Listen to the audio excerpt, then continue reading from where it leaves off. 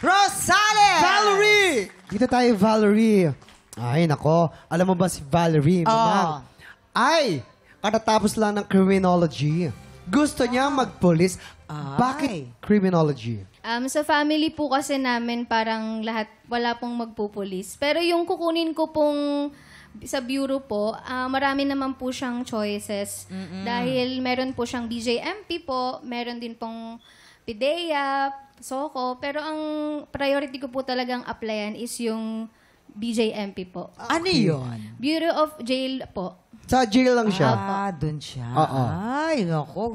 Kakaiba, no? Iba yung gusto niya pang Bihirang-bihira. lalaki na trabaho. Pero maganda yan, Astig. siyempre. Magbibigay siya ng serbisyo sa ating mga kababayan. At sana ay magtagumpay ka. Okay? Thank you po. Ayan, ito ang ating mga inampalan. Ano kaya ang kanilang masasabi sa iyong performance? Valerie, welcome sa Tanghalan ng Kampiyon. Talagang laban na laban yung piyesang napili mo.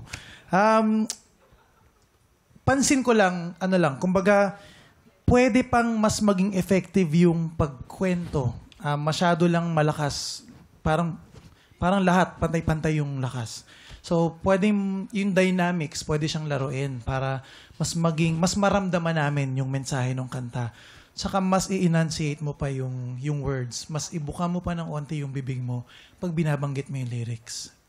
The rest ng mga technicalities, bahala na si Kuya Renz dyan. Thank you po. Valerie, mahirap yung napili mong kanta. Nagmukha pa lalong mahirap dahil ang ginawa mo, binira mo siya ng binira. Although ganun din naman yung original nito, bumira siya. Kaya lang, may mga parts na bumubulong siya. May mga parts na mahina, may mga parts na kailangan ramdamin mo ng gusto. Ngayon, bukod sa napakahirap na nung kanta, parang meron akong napansin na yung range, parang mas maganda siguro kung naibaba pa ng kalahati. Gaya ng lagi kong sinasabi, hindi mo naman kailangan mataas. Basta nasa range mo yung kanta, mas mabibigyan mo ng tamang interpretation. Kasi yun yung range mo. Napansin ko rin na medyo minamumble mo. Ibig sabihin, kinakain mo yung ibang lyrics. Isusunod, mas linawin mo pa. Thank you po. Maraming salamat. Ito na mga tiktropa. Sino sa tingin ninyo ang nakakuha ng mas maraming bituin at lalaban sa kampiyon natin na si Bjorn Morta? Malalaman natin yan sa pagbabalik ng tanghalan ng kampiyon dito lang sa TikTok Lock!